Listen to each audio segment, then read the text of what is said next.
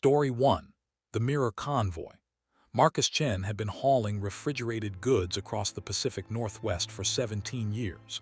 He knew every mile of I-90 between Seattle and Spokane like the back of his weathered hands.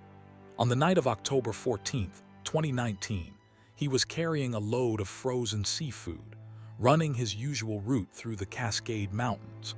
The digital clock on his dashboard read 2:47 a.m. when everything he understood about reality began to unravel. The night was unusually clear for October, with a full moon casting silver light across the empty highway. Marcus had his CB radio tuned to channel 19, listening to the occasional chatter from other night haulers. His coffee was still hot in the cup holder, steam curling up in the cab's LED lighting. The refrigeration unit hummed its constant drone behind him, a sound so familiar it had become like white noise. Everything was routine, professional, normal. Then he noticed the headlights in his driver's side mirror. Another big rig had pulled up alongside him in the passing lane, matching his speed exactly at 62 miles per hour. Marcus glanced over, expecting to see another driver, maybe someone wanting to exchange a friendly wave or a nod of acknowledgement. What he saw instead made his hands tighten on the steering wheel. The truck running parallel to him was identical to his own. Same make, same model, same year. A 2016 Freightliner Cascadia with the same custom paint job, the same company logo, even the same small dent on the passenger door that Marcus had gotten 3 years ago backing into a loading dock in Portland. The refrigeration unit on the trailer was the same model as his, and he could see the same pattern of road grime and dirt streaks along its white surface. Marcus eased off the accelerator slightly, thinking the other driver would pass. The identical truck slowed with him, maintaining perfect parallel positioning. He pressed the gas pedal, accelerating to 68. The mirror truck matched him precisely. His heart began beating faster. He reached for his CB radio. "Breaker, breaker, this is Frost Runner," he called out, using his handle. "Got a driver running alongside me on I-90 eastbound, mile marker 71. You reading me, driver?" Static answered him. He tried again, adjusting the squelch. Nothing but white noise. Marcus looked back at his side mirror. The other truck was still there, its own side mirror reflecting moonlight at exactly the same angle as his. He leaned forward, trying to see into the other cab. The angle was wrong, the windows too dark, but he thought he could make out a silhouette in the driver's seat. His GPS suddenly flickered, the screen going black before rebooting. When it came back on, it showed him in a location 30 miles ahead of where he should have been, then jumped back, then ahead again, the position marker dancing erratically across the digital map. The time on his dashboard clock switched from 2:51 to 3:17, then back to 2:51, then forward to 2:53. Marcus pulled his phone from the mount, hands shaking now, and tried to call dispatch. The screen showed full signal strength, but the call wouldn't connect. He tried his wife's number, his supervisor's number, even 911.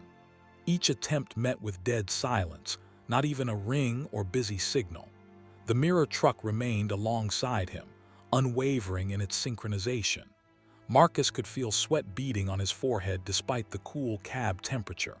He was approaching a long curve in the highway, one that would force the other truck to either fall back or pass. He gripped the wheel tighter, maintaining his speed as the road began to bend. Both trucks entered the curve together. Marcus kept his eyes fixed on the road ahead, following the white line, his years of experience guiding him through the turn. But in his peripheral vision, he could see the other truck, still there, still perfectly aligned. This should have been impossible.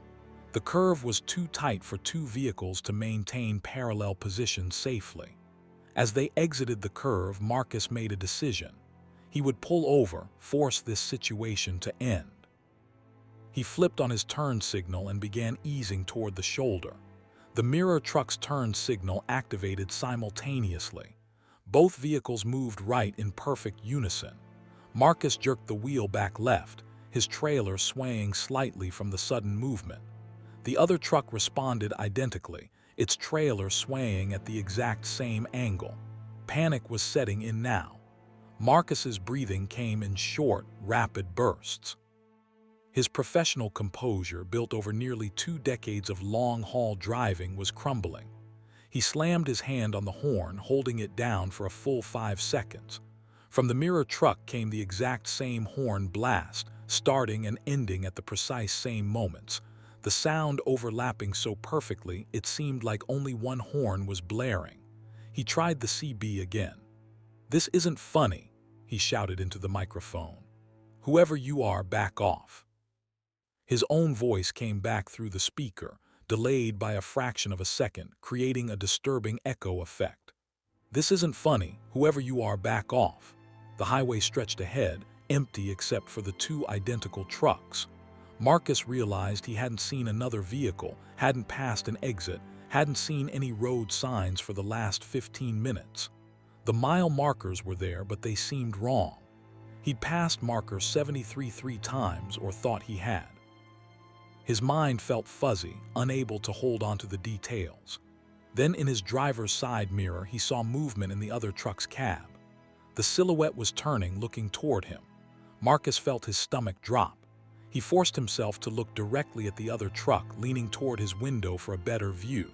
The other driver was looking back at him, and the other driver was him.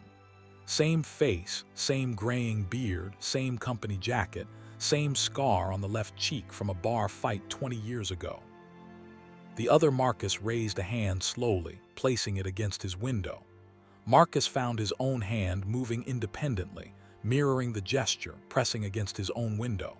They were separated by perhaps 8 feet of night air, 2 identical men in 2 identical trucks, moving in perfect synchronization along an endless stretch of highway. The other Marcus's mouth moved, speaking words Marcus couldn't hear but somehow knew. The same words Marcus himself was whispering. "What's happening to me?" Marcus's truck began to drift right, pulled by some force he couldn't control. The mirror truck drifted left. The gap between them widened from 8 feet to 10 to 15 to 20. Marcus pressed the accelerator, but his truck continued to slow. In his mirror, he watched the other truck, the other him, fade back into the darkness. His radio suddenly crackled to life. "Frost Runner, you there? This is dispatch." The voice was clear, normal, blessedly real.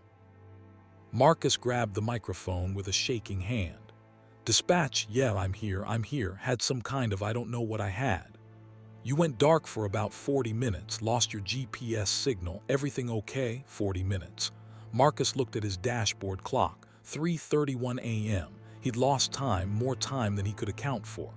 "Yeah, I'm okay, had some weird interference. Equipment went haywire." "Copy that. Your GPS shows you approaching the Route 283 junction." "That accurate?" Marcus looked at the highway ahead. A green sign emerged from the darkness. "Route 283, 1 mile." "Yeah, that's accurate." He passed the junction, then a rest stop, then 3 other trucks parked on the shoulder. Normal things, real things. His hands slowly unclenched on the steering wheel. His breathing settled. The refrigeration unit hummed its familiar drone. Everything was routine again. But in his driver's side mirror, just at the edge of visibility where the mirror's reflection faded into darkness, Marcus could still see headlights. Identical headlights, following at a distance, matching his speed. Always there in the mirror, just at the edge of sight for the remaining 300 miles to Spokane. Marcus never took a night route alone again. He requested day shifts, took a pay cut, told dispatch he had developed night blindness.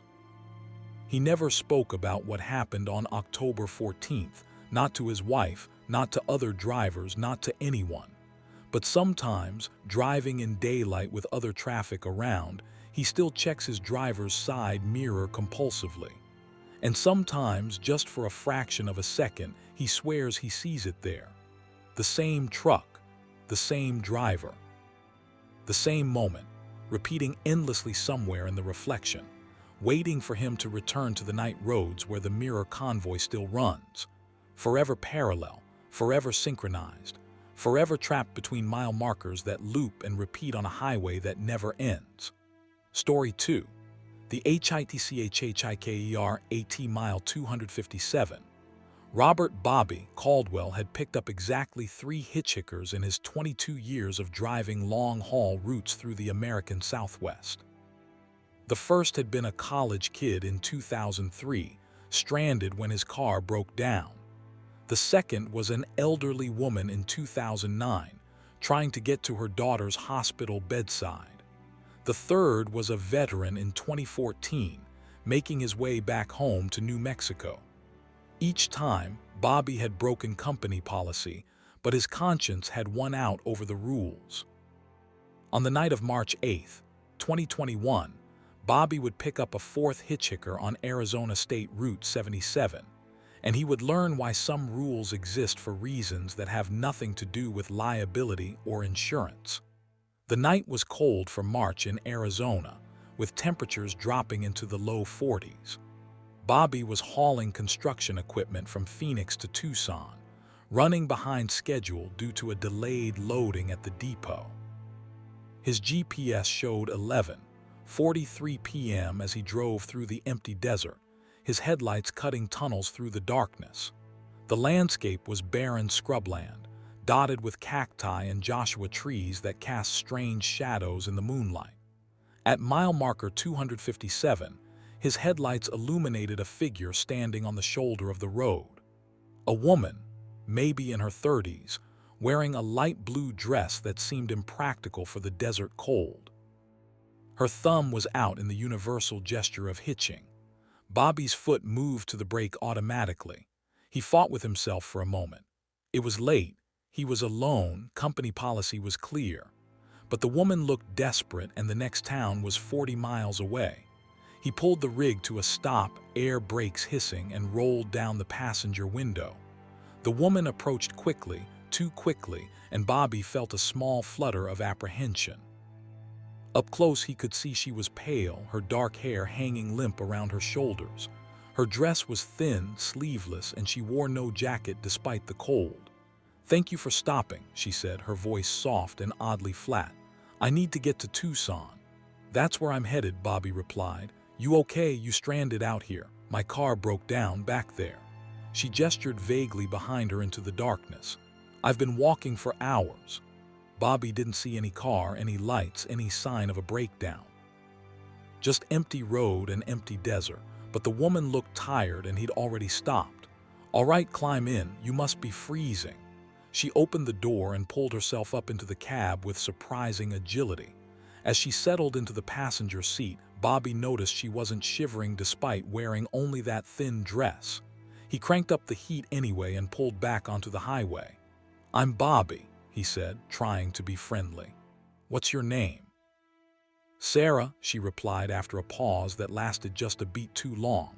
Her eyes were fixed straight ahead on the road. "Sarah, nice to meet you. You got someone in Tucson who can help you out?" "Yes, my husband. He's waiting for me." Bobby nodded, settling into the driver's seat, hands at 10 and 2 on the wheel. The miles rolled by. Sarah didn't speak, didn't move, just stared ahead with an intensity that began to unsettle him. He tried to make small talk several times, asking about where she was from, what had brought her out this way, whether she needed him to call anyone. Each question received either a one-word answer or silence. At mile marker 262, Bobby noticed something that made his skin prickle. The GPS showed them moving forward, but mile marker 262 appeared again. Then again. And again. Each time they passed it, the same configuration of creosote bushes and desert rocks appeared in the headlights. The same bent fence post, the same pattern of cracks in the asphalt. "Sarah, do you see that?" Bobby asked, his voice tight. "We just passed that mile marker 4 times. "Keep driving," Sarah said. Her voice remained flat, emotionless. "Don't stop." Bobby's hands began to sweat. He checked the speedometer, steady at 65 miles per hour. The engine was running normally. But mile marker 262 kept appearing in his headlights over and over like a stuck video loop. He grabbed his phone to check the map. No signal. Out here in the desert, that wasn't unusual, but the timing felt wrong. He glanced at Sarah. She hadn't moved, hadn't blinked that he could see. And now that he looked closer, he realized something that should have been obvious from the start. She cast no reflection in the passenger window. The dark glass showed the interior of the cab, his own reflection, the road behind them. But where Sarah sat, there was only empty seat. Bobby's breathing quickened. He eased his foot off the accelerator, letting the truck slow. "Sarah, what's going on here?" "Don't stop," she repeated. "If you stop at 257, you'll never leave." "We're past 257. We're at," he looked at the approaching mile marker. 257. They were back at 257. His stomach lurched. "What is this?" For the first time, Sarah turned to look at him. Her eyes were completely black, no whites, no irises, just solid darkness that seemed to absorb light. "You stopped at 257. You should never stop at 257, not at night, not at 11:43, not on March 8th. Bobby's heart hammered in his chest. He pressed the accelerator, the truck surging forward. Mile marker 258 appeared, then 259, then 260. Relief flooded through him. They were moving forward again. He risked another glance at Sarah. She was staring ahead once more, those terrible black eyes fixed on the road. "What are you?" Bobby whispered. "I'm every person who stopped at mile 257, every driver who broke the loop, every soul who escaped." Her voice had changed, becoming multiple voices speaking in unison, some male, some female, some young, some old. "And I'm the warning for the next one." Mile marker 262 appeared. Then they were back at 262, then 262 again. The loop was tightening, the distance between repetitions shrinking. Bobby could feel the truck straining against some invisible force, the engine working harder despite the flat road. "How do I get out?" Bobby demanded. "Tell me how to break this." Sarah's head rotated toward him with a movement that was too smooth, too mechanical. "You can't go forward anymore. You have to go back, back before you stopped, back before you saw me, back before 11:43. That's impossible. Nothing is impossible at mile 257. The voices that came from Sarah's mouth were growing louder, more numerous. Bobby could hear dozens of them now, maybe hundreds, all speaking the same words. Turn around. Drive backward. Return to the moment before the choice. Bobby's mind raced. This was insane. He was a rational man, a professional driver. Things like this didn't happen. But mile marker 262 kept flashing by, and the woman next to him had no reflection and black holes for eyes, and time itself seemed to have broken down on this stretch of Arizona highway. He made a decision. Checking his mirrors and seeing nothing but empty road behind him, Bobby wrenched the wheel hard left. The truck responded sluggishly, fighting him, but he forced it into a wide U-turn across both lanes. The trailer swung around, tires squealing. He straightened out, now facing back the way he'd come, and pressed the accelerator. Mile marker 261 appeared in his headlights, then 260, 259. They were moving backward through the markers, and the truck was picking up speed. Sarah was smiling now, her black eyes gleaming with reflected dashboard light. "Faster," the chorus of voices urged. "Faster. Get back before midnight. Get back before the loop closes completely." Bobby pushed the truck harder than he ever had, the speedometer climbing to 70, 75, 80 miles per hour. The construction equipment in his trailer rattled and shifted. Every alarm in his professional brain screamed that this was dangerous, reckless, insane.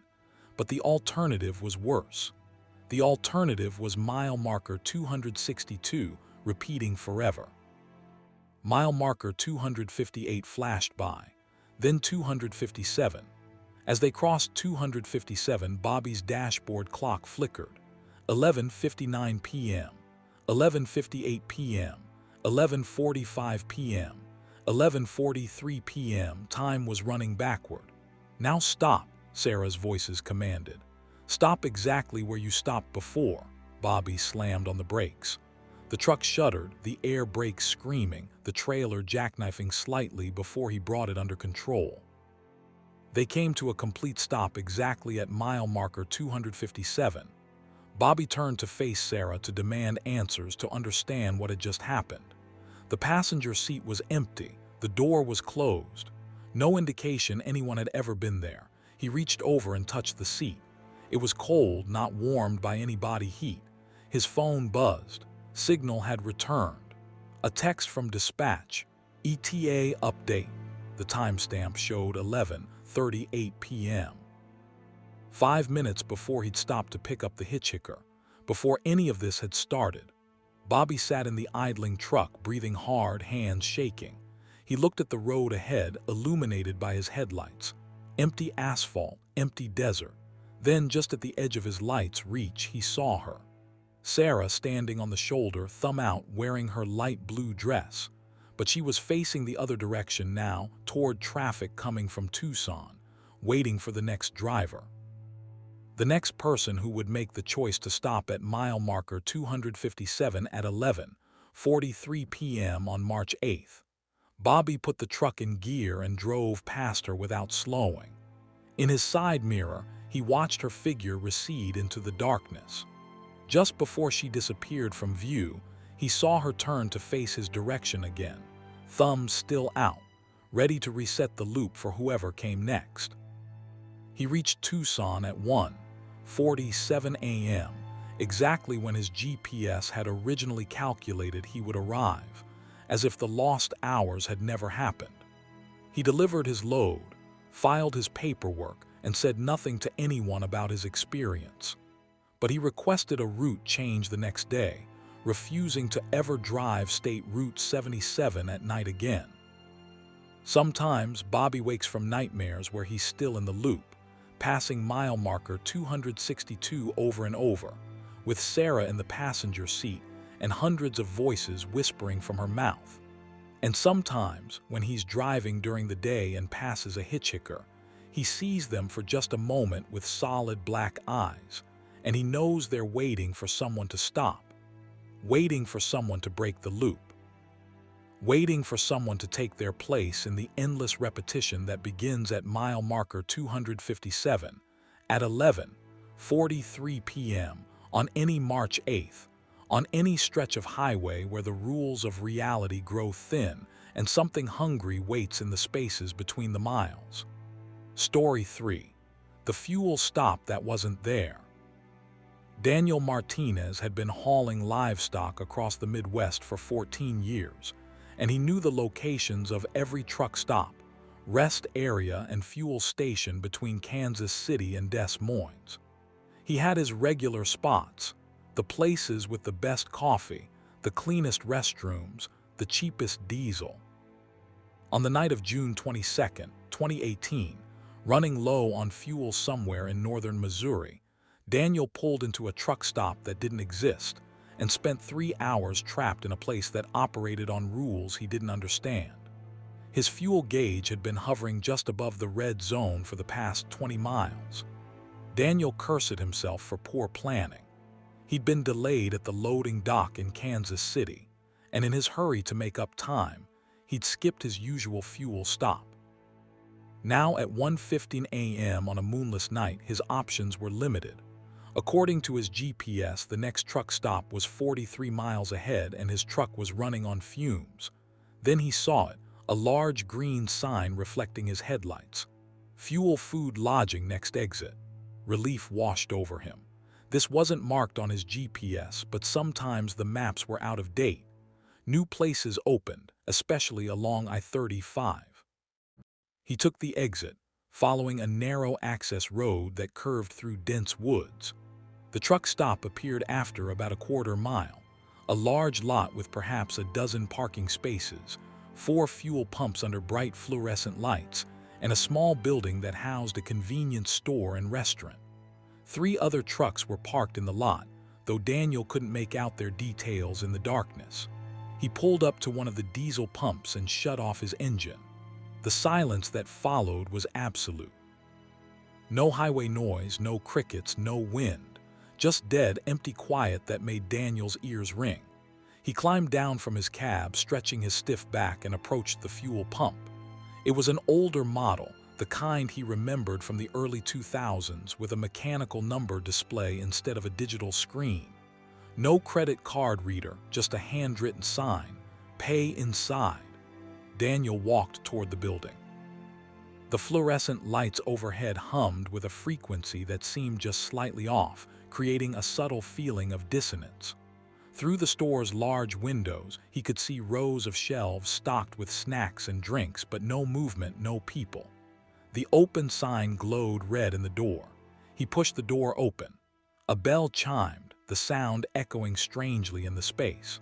The store was indeed well stocked, but everything looked dated. The product packaging designs were from decades ago. Old Coca-Cola logos, discontinued candy brands, chip bags with nutrition labels in outdated formats. The prices were impossibly low. Cigarettes for $3 a pack, coffee for 50 cents a cup. Behind the counter stood a man in his 60s, wearing a brown uniform shirt with a name tag that read Earl. He looked up as Daniel entered, his expression neutral. "Help you. Need to fill up at pump 3, Daniel said. "Diesel." Earl nodded slowly. "Pay after you pump. We work on the honor system here." Daniel found this odd but didn't argue. He returned to his truck and began fueling.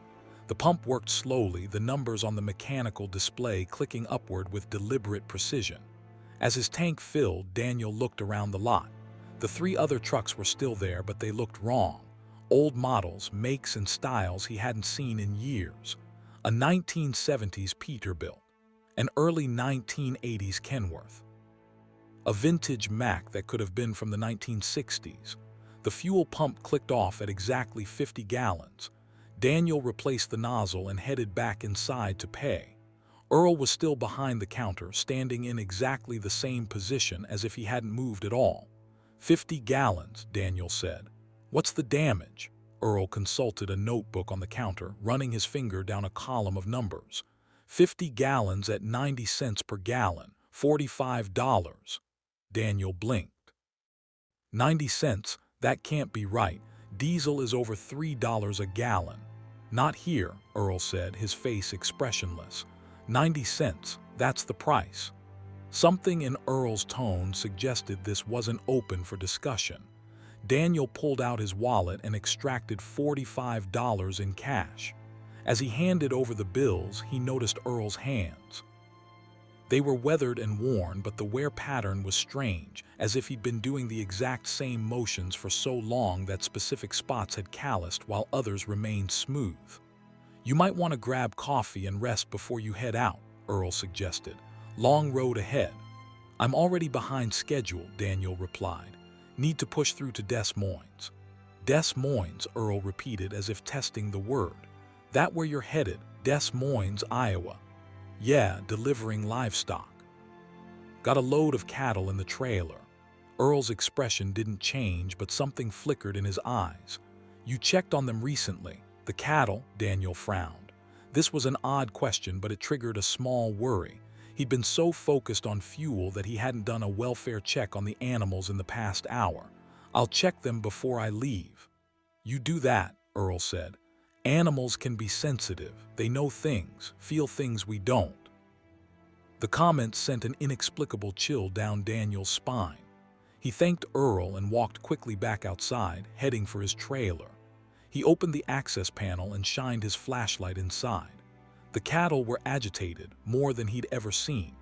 They were pressed against the far side of the trailer, 30 head of Angus beef cattle all crowded together, their eyes wide and white-rimmed with fear. Several were making distressed lowing sounds. Daniel had hauled livestock for 14 years. He knew animal behavior. This wasn't normal travel stress. These animals were terrified of something. He closed the panel and walked around to the front of his truck, intending to leave immediately. That's when he noticed something that stopped him cold. The exit from the truck stop lot, the access road he'd driven in on, was gone.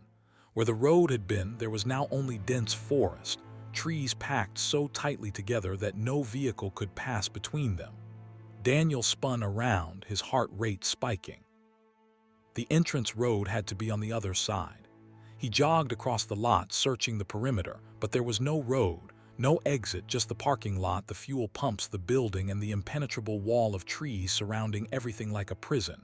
He ran back into the store. Earl was still behind the counter, still in the exact same position. "Where's the exit?" Daniel demanded. "The road is gone."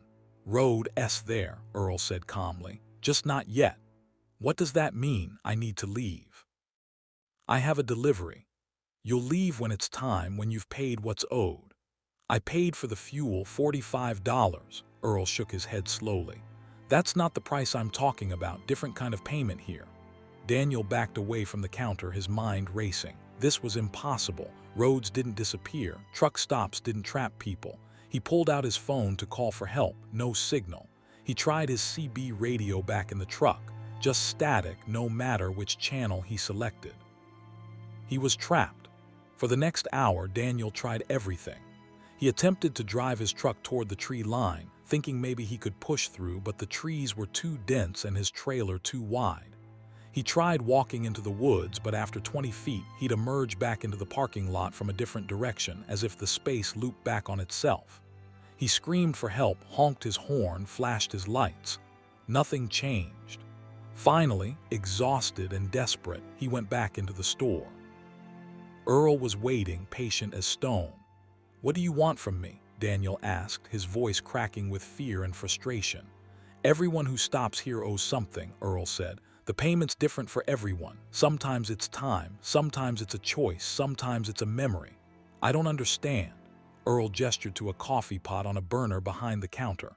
"Have some coffee, sit, think about why you're really here." Daniel wanted to refuse, wanted to keep fighting, but he was exhausted. He poured himself a cup of coffee and sat at one of the small tables near the window. The coffee tasted normal, good even, and the warmth helped clear his head. He thought about the question, why was he really here? He stopped because he needed fuel. But no, earlier than that. He'd needed fuel because he'd skipped his usual stop. He'd skipped it because he was running late. He was running late because of the delay at loading. But that delay had happened because he'd gotten into an argument with the loading supervisor. A heated exchange about safety protocols that Daniel had initiated because he was angry. And he was angry because he'd had a fight with his wife that morning before leaving Kansas City. And that fight had been about his drinking, which he'd been doing more of lately, which he knew was becoming a problem, but he kept denying it, kept making excuses, kept choosing the bottle over his family, over his job, over his own safety. The thought hit him like a physical blow. He'd been making bad decisions, one after another, each feeding into the next, creating a cascade of failures that had led him to this moment, to this impossible place that seemed designed to force him to confront what he'd been avoiding. Daniel set down his coffee cup with a shaking hand. He walked back to the counter. Earl was watching him with knowing eyes. "I need to change," Daniel said quietly. "I need to stop drinking. I need to fix things with my family. I've been killing myself slowly, and I've been too proud or too scared to admit it." Earl nodded. "Truth is the payment here. Real truth, the kind that costs something to say out loud." He reached under the counter and pulled out a small white card, handing it to Daniel. It was a business card for a substance abuse counseling center in Kansas City. "You'll find your way out now," Earl said. "The road will be there. But understand this, you can only leave this place once. If you come back, if you fall back into the same patterns, you'll stop here again, and next time the payment will be higher." Daniel took the card, clutching it tightly. "Is this place real? Are you real?" "Real enough," Earl replied. "Real as it needs to be." Daniel walked outside. The access road was there, cutting through the trees, visible and normal. His cattle had settled in the trailer, calm now. He climbed into his cab, started the engine, and drove out of the lot. In his rearview mirror, he watched the truck stop, recede into the distance. He counted to 10, then looked back again. The lights were gone. The building was gone, just empty fields and darkness. He checked his GPS. It showed him on I-35 exactly where he should be, as if he'd never taken any exit. The clock showed 1:22 a.m. Only 7 minutes had passed, though he'd been in that place for hours. Daniel kept the counseling center's card in his wallet. 2 days later, after completing his delivery, he called the number. He started attending meetings, began the difficult work of recovery. He reconciled with his wife, made changes to his life, became a safer driver and a better man. He never saw another sign for that truck stop, never found any exit that led to it. But sometimes, late at night when he's tempted to stop at a liquor store, he thinks about Earl and the impossible place that had trapped him just long enough to save his life. And he drives past the temptation, remembering that some debts can only be paid with truth, and some prisons exist solely to set us free from ourselves. Story 4. The Voice on Channel 13. Patricia "Patty" Sullivan had been one of the few female owner-operators in the long-haul trucking business since 1998. She ran her routes solo, hauling specialty cargo across the northern tier states, from Maine to Washington. On the night of November 3, 2020, while crossing Montana on I-90, Patty started receiving CB radio transmissions on Channel 13, a frequency she knew should be completely empty. The voice on that channel would lead her through 3 hours of terror that questioned everything she thought she knew about time, space, and the invisible boundaries between the living and the dead. The night was bitter cold, with temperatures well below freezing and a light snow beginning to fall.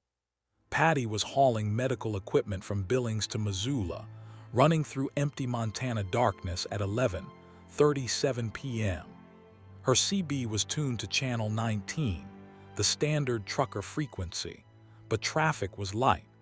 She'd heard only 2 or 3 transmissions in the past hour, brief exchanges between distant drivers. Then her radio crackled with static, and a voice came through, clear and strong. "Northbound driver approaching mile marker 214, you need to slow down. There's something in the road." Patty grabbed her microphone. "This is northbound driver at 214. Say again. Slow down now. Trust me on this." Patty eased off the accelerator, her instincts overriding her confusion. Her headlights illuminated the highway ahead, and there, right where the voice had warned her, a massive bull elk was standing in the middle of her lane. She braked hard, the truck responding smoothly, and came to a complete stop about 30 feet from the animal.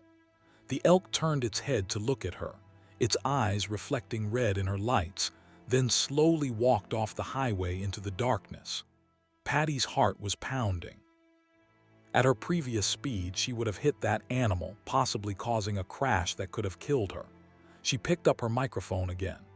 "Unknown station, this is northbound driver. Thank you. You just saved my life. What's your 20? Static answered her. She checked her CB's channel display. The radio was tuned to Channel 13, not 19. She knew she hadn't changed it. Channel 13 was typically unused, sitting right between the emergency Channel 9 and the standard trucker channels. She switched back to 19, tried to call out again. No response. Patty frowned but decided not to overthink it. Someone had given her a warning she'd avoided an accident, and that was what mattered. She resumed her drive, the incident fading into the background of her mind. 20 minutes later, the radio crackled again, and she realized it had switched back to Channel 13 on its own. The same voice came through. "Patty, you need to pull over at the next rest area. You have a tire problem." This time, Patty's blood went cold. The voice had used her name. "Who is this?" she demanded. "How do you know my name?" "Rest area half a mile ahead. Pull over and check your driver's side rear trailer tire. Do it now." Against every instinct telling her this was wrong, Patty took the exit to the rest area. It was a small facility, poorly lit, with only 2 other vehicles in the lot. She parked, grabbed her flashlight, and walked back to inspect her trailer. The driver's side rear tire was bulging dangerously, the sidewall about to blow out. Another few miles and it would have shredded, possibly causing her to lose control on the icy highway. Patty stood in the cold, staring at the damaged tire, her breath steaming in the frigid air. Someone on that radio knew things they shouldn't know. Her name, her exact location, problems with her truck before they became visible to her. She walked back to her cab with her flashlight and her growing sense of dread. She kept a spare tire and the equipment to change it. The work took her 40 minutes in the freezing cold, her fingers going numb despite her gloves. When she finished, she climbed back into her cab, cranked up the heat and stared at her CB radio. It was still showing channel 13. "All right," she said into the microphone. "I don't know who you are or how you're doing this, but thank you. Twice now you've helped me. I appreciate it." The voice came back immediately. "I'm not doing anything you wouldn't do for me, Patty. That's how this works. That's how it's always worked." "What do you mean? And how do you know my name?" "I know everything about you. I know you started driving in 1998. I know your truck is a 2015 Kenworth T680. I know you're hauling medical equipment to Missoula Memorial Hospital. I know you have a daughter named Rebecca who's studying veterinary medicine in Oregon. I know your husband died in 2011 and you've been running solo ever since. I know all of it because I am you." Patty's hands began to shake. "That's not possible. This is some kind of sick joke." "It's not a joke. Check your side mirror, the passenger side. Look at the reflection." Patty didn't want to look. Every fiber of her being screamed not to look, but her eyes moved independently, turning to the passenger side mirror.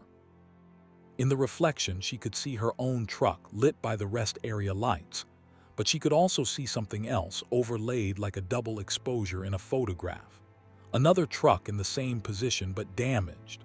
The cab was crushed on the driver's side, the windshield shattered, the whole front end crumpled from a massive impact. And in the driver's seat of that destroyed truck sat a figure, slumped, unmoving, wearing the same jacket Patty was wearing, the same silver hair, the same face. "No," Patty whispered. "No, this isn't real." "I'm real," the voice on the radio said. "I'm you 3 hours from now. I'm what happens if you keep driving tonight. There's a patch of black ice at mile marker 267. You won't see it. Your truck will slide, cross the median, and a westbound semi will hit you head on. You'll die instantly. It happens at 2:43 a.m. Patty was hyperventilating now, her breath coming in short gasps. "This is impossible. People can't talk to themselves from the future. That's not how reality works. Reality works differently on these roads at night, Patty. You've felt it before. Those moments when time seems to skip, when you arrive at a destination and can't remember the last 50 miles, when you see things in your mirrors that aren't there when you turn around. The roads are thin here. The boundaries are weak. And tonight, for some reason, they're thin enough that I can reach back to warn you." Patty sat in her truck, trembling, trying to process this. Part of her mind insisted this was a breakdown, a hallucination, stress and exhaustion creating an elaborate delusion, but the elk had been real.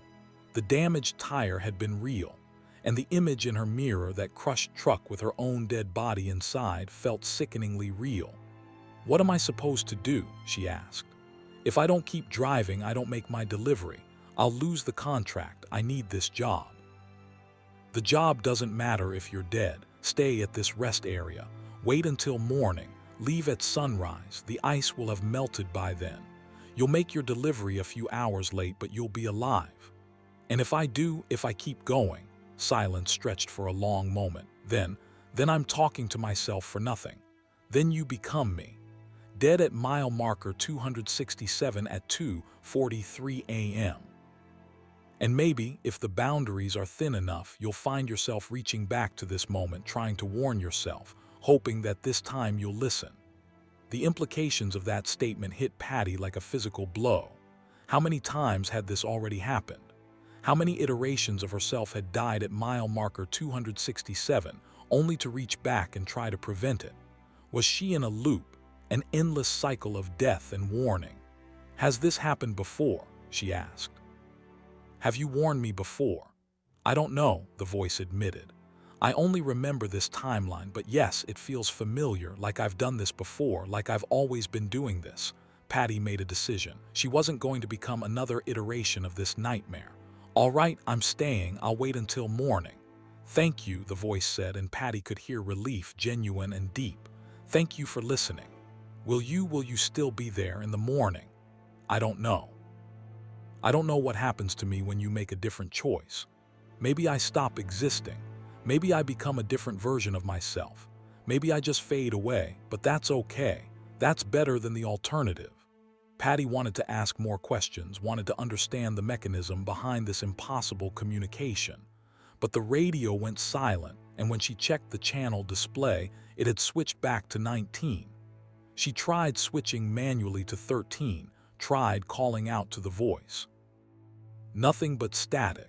She spent the night in her cab, dozing fitfully, waking every half hour to check her mirrors, to look for signs of that damaged truck overlaid on her own.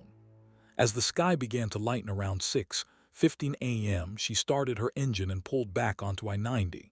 She drove past mile marker 267 at 6:47 a.m. on dry pavement under a clear sunrise sky, and nothing happened.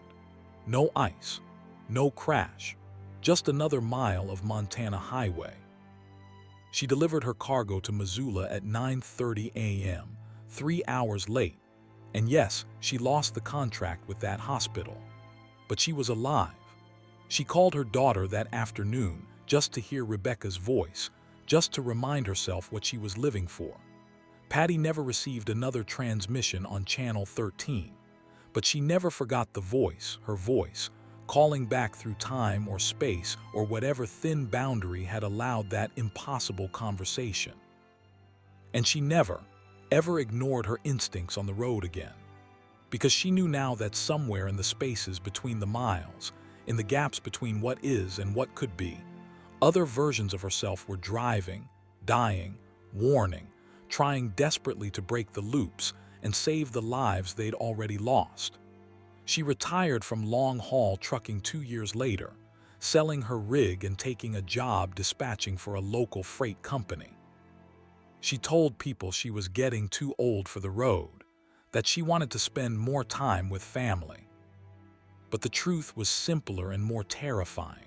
She could never fully trust the highways again, could never drive through the darkness without wondering if she was heading toward a moment where reality would thin, where the boundaries would weaken, where her own voice would call out from Channel 13 to warn her of a death that had already happened, was happening, would always happen in the infinite possible timelines that stretched like highways through the darkness of forever.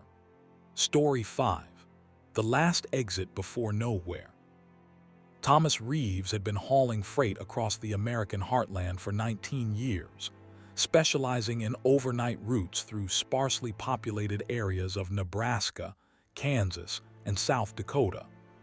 On the night of September 15, 2017, Thomas took an exit off Highway 83 in western Kansas that led him to a town which had ceased to exist 40 years earlier.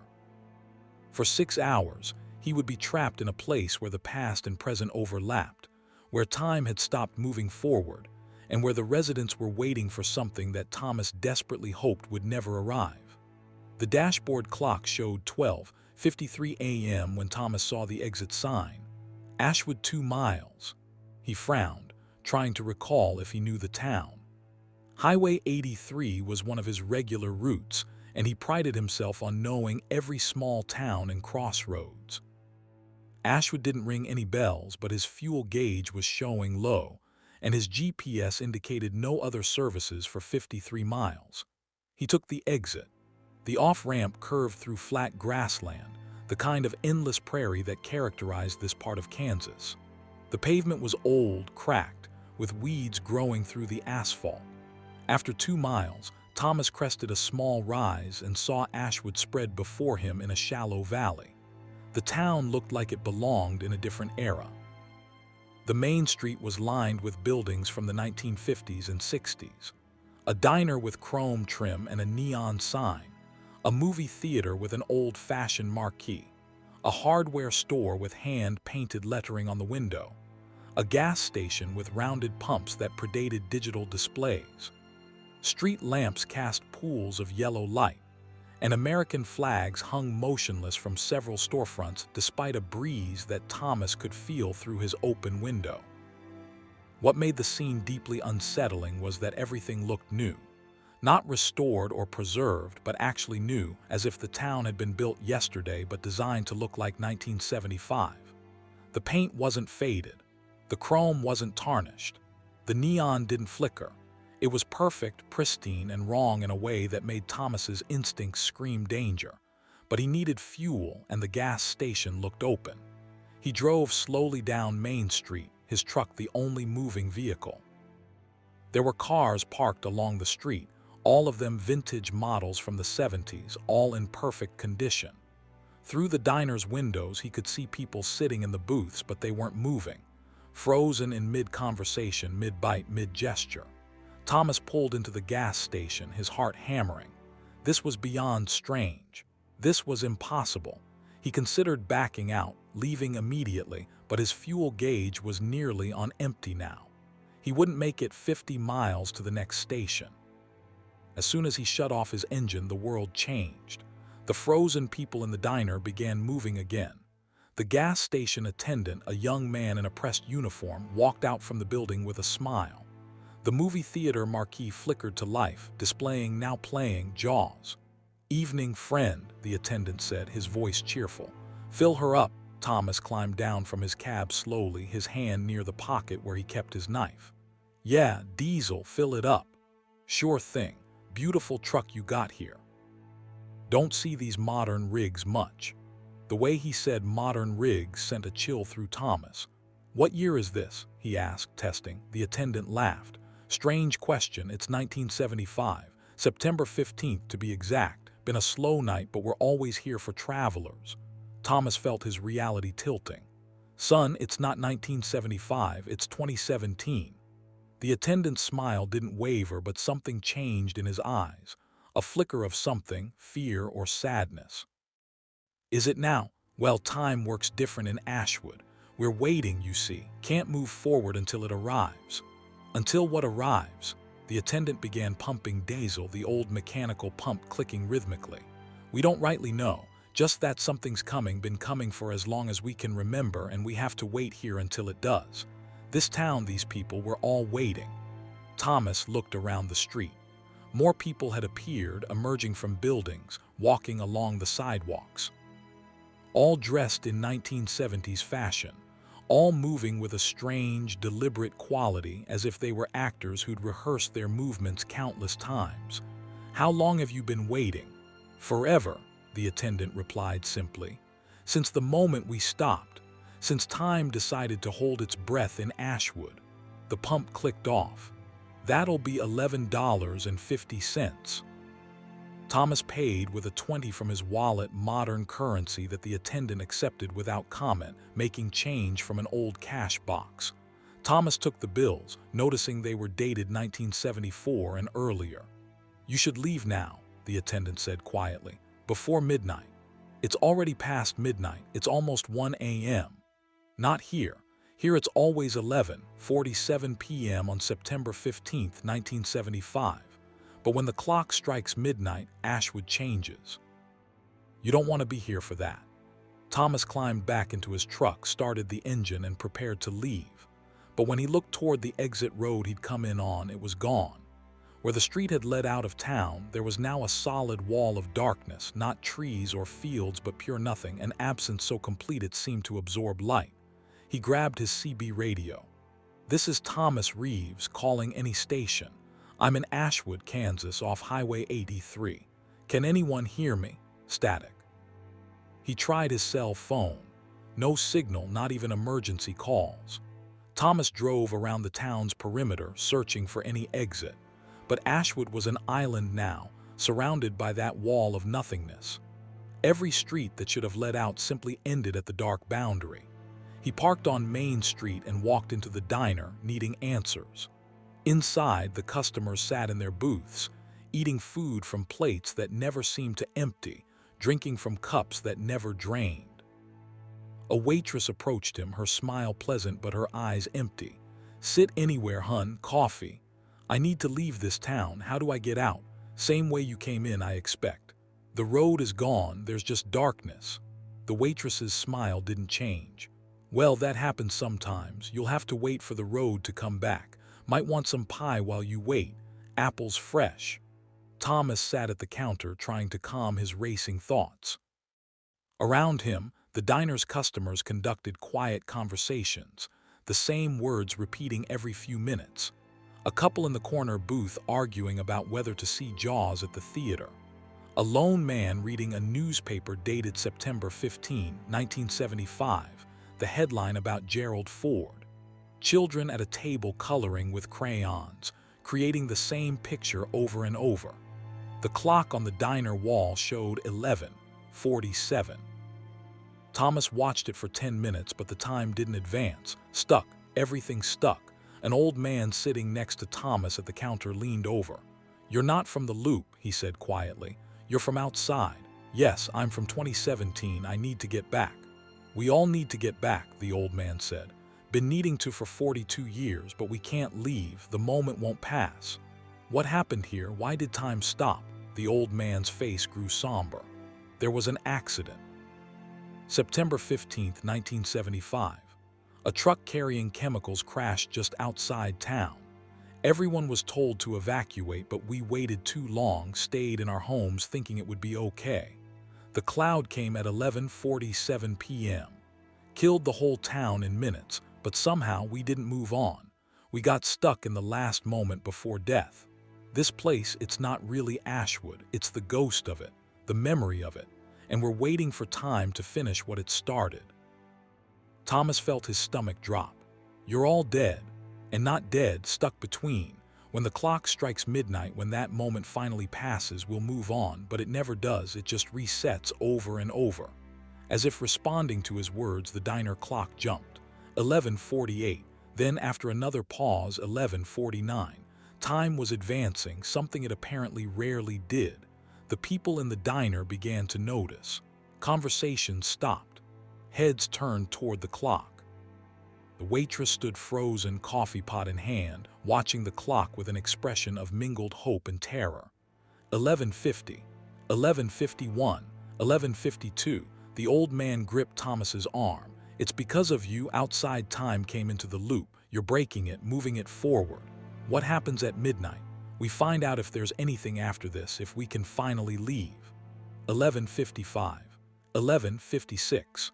The diner's occupants were all standing now, forming a circle around Thomas.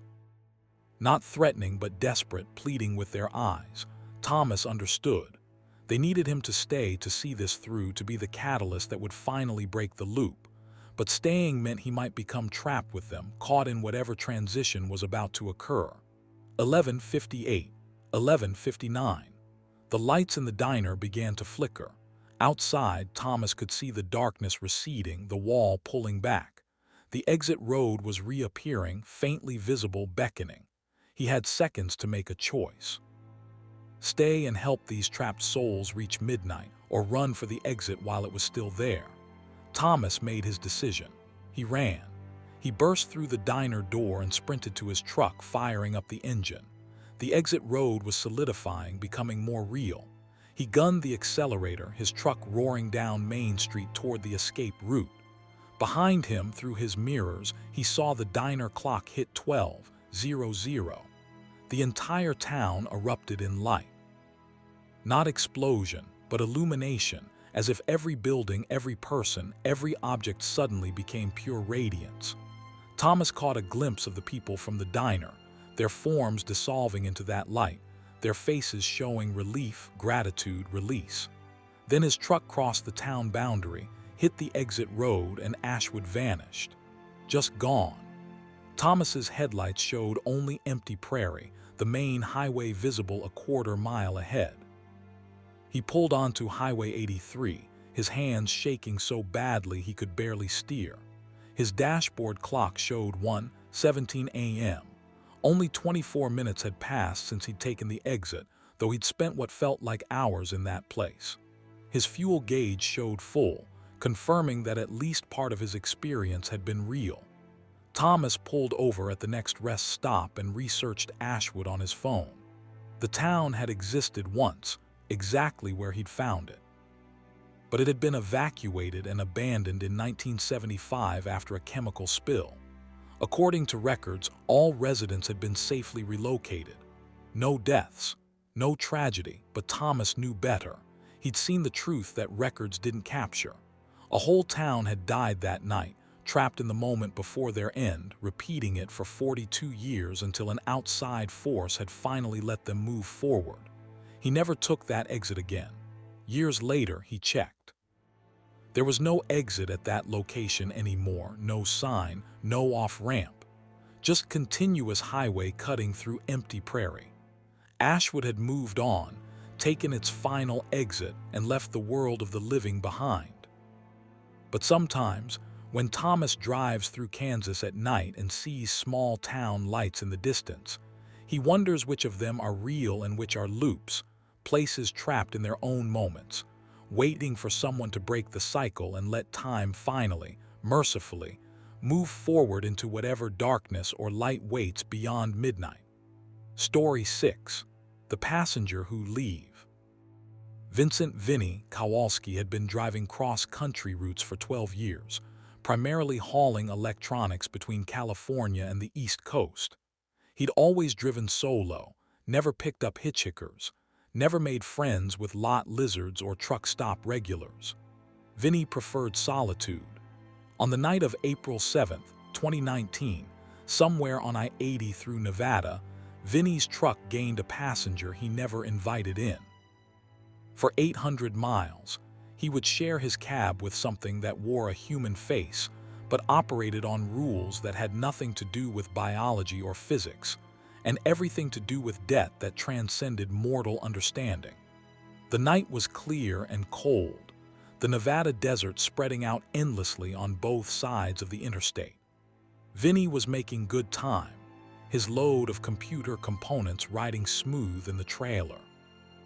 His dashboard showed 2:33 a.m. when he stopped at a rest area just past Winnemucca, needing to use the restroom and grab a fresh coffee from his thermos. He was inside the rest area building for perhaps 5 minutes. When he returned to his truck, there was someone sitting in his passenger seat. A man, maybe 40 years old, wearing a gray suit that looked expensive but dated, like something from the 1990s. He sat perfectly still, hands folded in his lap, staring straight ahead through the windshield. Vinny's doors had been locked. He was certain of it. He always locked his doors. "Hey," Vinny shouted, yanking open the driver's door. "Get the hell out of my truck." The man turned to look at him. His face was ordinary, brown hair, average features, no distinguishing marks. But his eyes were wrong, too steady, too focused, like they were looking at Vinny and through him simultaneously. "Hello, Vincent," the man said. His voice was flat, emotionless. "We have business to discuss." "I don't know you and we don't have any business. Get out before I call the cops."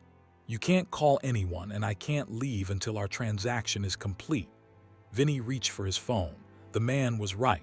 The phone was dead, completely unresponsive despite being fully charged when he'd walked into the rest area. He looked around the parking lot. 2 other trucks were parked there, drivers presumably sleeping. He could run over, get help. "They won't see me," the man said, as if reading his thoughts. "Only you can. I'm here specifically for you, Vincent, because you owe something." "I don't owe anybody anything. My truck payments are current. I don't have outstanding debts." "Not that kind of debt, an older kind, a deeper kind." Vinny considered forcibly removing the man, but something stopped him. Some instinct that this was not a normal intruder, that physical confrontation would not go the way he expected. "What kind of debt?" 15 years ago, you made a promise. Do you remember?" Vinny's mind raced back. 15 years would be 2004. He'd been driving for just a few months then, still learning the routes. "I don't remember any promise." I-70 outside of Denver, November 12, 2004. There was an accident. A family in a sedan crashed into the median barrier. You stopped to help. The memory surfaced slowly. Yes, Vinny had stopped. A bad crash, a sedan wrapped around a concrete barrier. A father, mother, 2 kids. The father had been hurt, bleeding from a head wound. Vinny had called 911, stayed with them until emergency services arrived. The father was dying, the passenger continued. Internal injuries, the EMTs knew it, though they didn't say it in front of the family. As they loaded him into the ambulance, he grabbed your hand. He looked at you and said, "Take care of them if I don't make it. Promise me." And you said, I promise. Do you remember now? Vinny did remember. He'd made the promise reflexively, the kind of thing you say to comfort someone in distress. The man had died 2 hours later at the hospital. Vinny had never followed up, never checked on the family. He'd driven away and forgotten about them. That was just something I said, Vinny protested. I didn't really mean I'd. Promises have weight, the passenger interrupted. Especially deathbed promises. Especially promises made to dying men. You created an obligation. You never fulfilled it. Now the debt is due. What do you want from me? Drive. I'll tell you where. We're going to visit someone. Vinny wanted to refuse, wanted to stand his ground. But the look in the passenger's eyes suggested that refusal wasn't an option, that this would happen whether Vinny cooperated or not, and cooperation was the safer path. He climbed into the driver's seat. Head east on I-80, the passenger instructed. Maintain speed. We have a schedule to keep. Vinny pulled back onto the interstate, his hands clenched tight on the wheel. The passenger sat motionless, barely seeming to breathe. Miles rolled by. Vinny tried the radio, static on every channel, tried his CB, dead. Even tried rolling down his window to shout at passing cars, but when he pressed the button, the window wouldn't respond. Where are we going? Vinny demanded. Salt Lake City. See Ellen Pritchard. The name meant nothing to Vinny. Who is she? The widow, the mother, the woman you promised her dying husband you would help. That was 15 years ago. What am I supposed to do now? What you should have done then, honor your promise. They drove through the remainder of Nevada and into Utah. Dawn was breaking when they reached the outskirts of Salt Lake City. The passenger directed Vinny through a series of turns, guiding him to a modest neighborhood of small houses and apartment buildings. They stopped in front of a duplex painted faded blue. Park here, the passenger commanded. Vinny pulled to the curb. Now what? Now you go inside and fulfill your obligation. I can't just walk into someone's house. Unit B, the door is unlocked. She's awake. Go. Vinny sat frozen for a moment, then climbed out of the truck. The passenger remained in the seat, watching him. Vinny walked to the duplex, tried the door of Unit B. It was indeed unlocked. He pushed it open. Inside was a small, tidy apartment. An older woman sat at a kitchen table, drinking coffee, reading a newspaper. She looked up as Vinny entered, and her face registered surprise but not alarm. Can I help you? She asked. Vinny struggled for words. Are you Ellen Pritchard? Yes, and you are. My name is Vincent Kowalski. 15 years ago, I stopped at an accident on I-70. Your husband, before he died, he asked me to take care of you. Ellen's face went pale. She set down her coffee cup carefully. Michael, you were there when Michael died. Yes, ma'am, I'm sorry. I should have followed up, should have checked on you. I made him a promise and I didn't keep it. Ellen stood slowly, studying Vinny's face. Why are you here now after all this time? Vinny didn't have a good answer that didn't sound insane. He certainly couldn't mention the passenger in his truck. I've been feeling guilty, needed to make it right. Ellen walked to a window, looking out at Vinny's truck. Could she see the passenger? Her expression didn't change. Michael was a good man. His death was hard. The settlement from the insurance helped, but raising 2 kids alone, she turned back to Vinny. They're grown now, both in college. We made it through. It was difficult, but we survived. Is there anything you need, anything I can do? Ellen studied him for a long moment. Then she smiled, a sad but genuine expression. You know what I need. I need to know that there are still people in the world who remember their promises. Even if it takes 15 years, even if it seems impossible, that's what I need. And you just gave that to me. She walked to a drawer, pulled out an envelope, and handed it to Vinny. Michael wrote this the night before the accident. Strange, isn't it? Like he knew. He wrote letters to me and the kids. This one is addressed to the stranger who helps my family. I've been holding on to it all these years, wondering if that person would ever appear. I think it's for you. Vinny took the envelope with shaking hands. Inside was a single sheet of paper with handwritten text. To whoever stops to help us, thank you. I know I might ask you to make a promise to take care of my family if something happens to me. I know that's a heavy burden to put on a stranger. If you're reading this, It means my wife kept this letter and somehow you found your way to her. That means you honored your word even if it took time. Here, what I want you to know, promises matter. The universe keeps track. And whether you believe it or not, your willingness to help strangers, to make promises to dying men, to eventually make things right, that matters more than you can imagine. You're a good person. Don't forget that.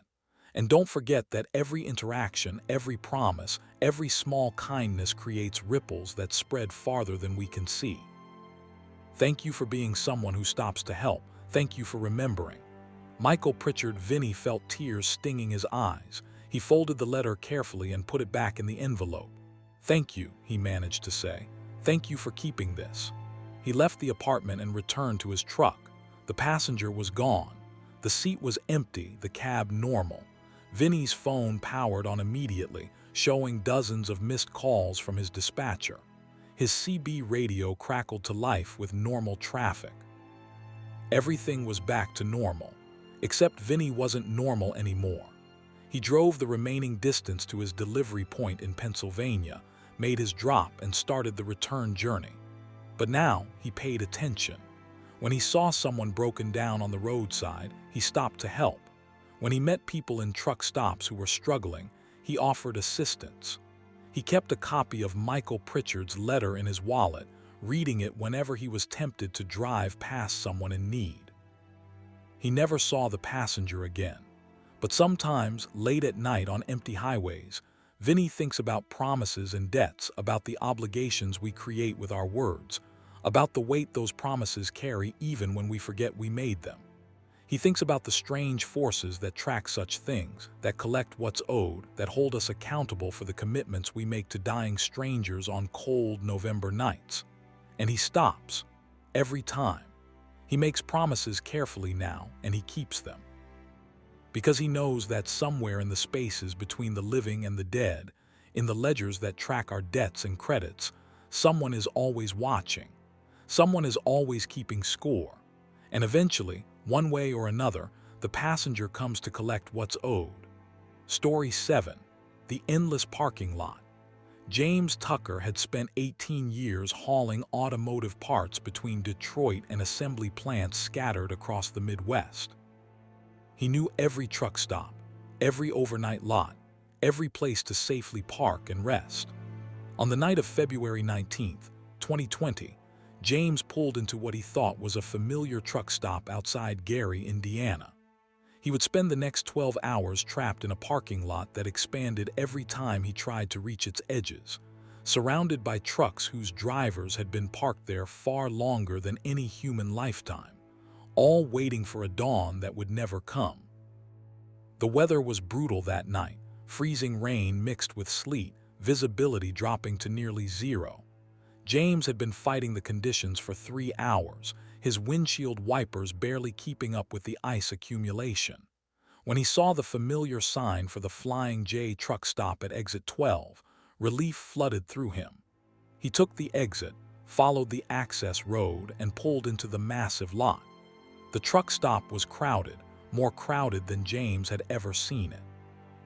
Dozens of trucks filled the parking spaces, their running lights creating a constellation of red and amber in the darkness.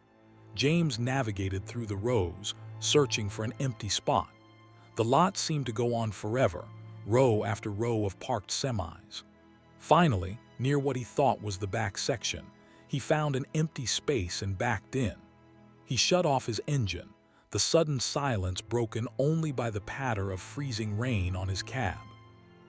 James grabbed his jacket, preparing to make the trek to the building for food and a restroom break. That's when he noticed something odd about the truck parked next to him. It was an ancient Peterbilt, maybe from the 1960s, but in pristine condition. And it was running, the engine idling, exhaust visible in the cold air. Through the sleeper curtain, James could see a faint light. Someone was in there. He thought it was strange to keep a truck running that long in a parking lot, burning fuel for no reason, but drivers had their own habits. James walked toward the truck stop building, or tried to. He walked for 5 minutes, following the lane between rows of parked trucks, but the building never got closer. It remained in the distance, its lights visible but unreachable. He stopped, confused, and turned around to head back to his truck. But now he couldn't see his truck. The rows of vehicles all looked the same, and he'd lost his bearings. Fighting down panic, James pulled out his phone to use as a GPS marker. No signal. The phone showed full battery but couldn't connect to any network. He tried to call 911. Nothing. He started walking again, choosing a direction at random, counting the rows of trucks. After 10 rows, he should have reached either the building or the edge of the lot. Instead, he found only more trucks. He passed vehicles from every era, modern rigs like his own, trucks from the 1990s and 80s, vintage models that belonged in museums. All parked, all with their engines running, all with faint lights visible in their sleeper cabs. James approached one of the trucks, a 1970s-era Freightliner, and knocked on the door. No response. He knocked harder. "Hey, anyone in there? I need help." The sleeper curtain moved slightly and a face appeared. An old man, maybe 70, with a long gray beard. He stared at James with hollow eyes, then slowly shook his head and closed the curtain. James moved to the next truck. Another knock. Another face, this time a woman in her 50s. Same hollow stare. Same slow shake of the head. Same retreat behind the curtain. He was breathing hard now, the cold air burning his lungs. He ran to his own truck, or what he thought was his own truck, but when he got there, he realized it wasn't his. Similar model but different company logo. He spun around, disoriented. "You're new." The voice came from behind him. James turned to see a man standing between two trucks wearing a heavy coat and a wool cap. He looked to be in his 40s, but there was something timeless about his weathered face. "What is this place?" James demanded. "How do I get out?" "This is the lot. You drove in, so now you're here. Getting out, well, that's the trick, isn't it?" "What do you mean?" "This is just a truck stop parking lot. I can drive out whenever I want." The man smiled sadly. "Try it. Go ahead. Find your truck and try to drive out." James did eventually find his truck, recognizing a specific decal on the trailer. He climbed in, fired up the engine, and started driving toward where he thought the exit should be. He drove for 20 minutes, following the lanes between parked trucks, but no exit appeared. The lot just continued, endless rows of vehicles, and in his mirrors the truck stop building remained at the same distance behind him, never getting farther away. He stopped again, his heart pounding. The man in the wool cap was walking alongside his truck, keeping pace easily despite James driving at 10 miles per hour. James rolled down his window. "What's happening?" "The lot doesn't want to let you go. It's hungry, always hungry. It pulls in drivers on cold nights like this when the weather is bad and people are desperate for shelter. Then it keeps them." "That's impossible. This is just a parking lot." "Is it? Look around, really look." James looked. Now that the man had pointed it out, James could see the wrongness. The trucks were parked in perfect geometric rows that extended farther than any parking lot should. The building, when he focused on it, looked different each time he glanced at it, as if it was rearranging itself. And the trucks, all those hundreds or thousands of trucks, none of them had any identifying dirt or grime. They were too clean, too perfect, like copies of trucks rather than the real things. "How long have you been here?" James asked. "Hard to say. Time doesn't move right in the lot. Could be days, could be years. I stopped counting." "There has to be a way out. There's always a way out." The man stopped walking. "Some drivers think so. They try different things. Some just keep driving, convinced they'll eventually find an edge. They never do. Some try to walk out between the trucks, get lost in the maze. Some just park and wait, hoping the lot will release them. It never does." "What do you do?" "I keep moving. I've learned that if you stop completely, if you turn off your engine and just sit, you start to fade. You become part of the lot, like those drivers you saw in the other trucks. They've been here so long they're barely human anymore. Just shadows. Just echoes of drivers who once were." James felt terror rising in his chest. "I have a wife, kids, a job. I can't just disappear into some impossible parking lot." None of us wanted to disappear, but the lot doesn't care about want. It just takes. James made a decision.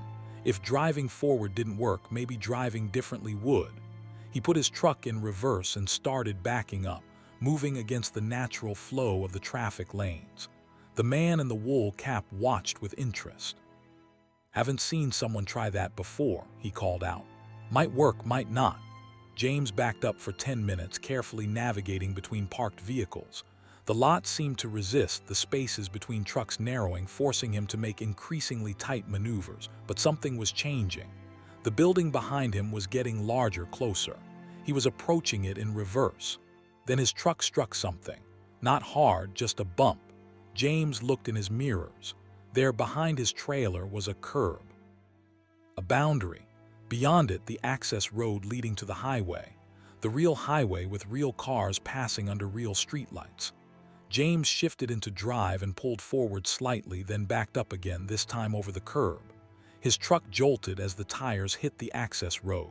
He was out. He de-escaped the lot. In his side mirror, he could see the truck stop. It looked normal now, a regular flying J with maybe 20 trucks parked in ordinary rows. No endless maze. No thousands of vehicles. No impossible geometry. Just a normal truck stop on a cold February night. The man in the wool cap was standing at the edge of the lot, right at the curb. He raised a hand in farewell or acknowledgement. James watched as the man turned and walked back into the lot, disappearing between the rows of trucks.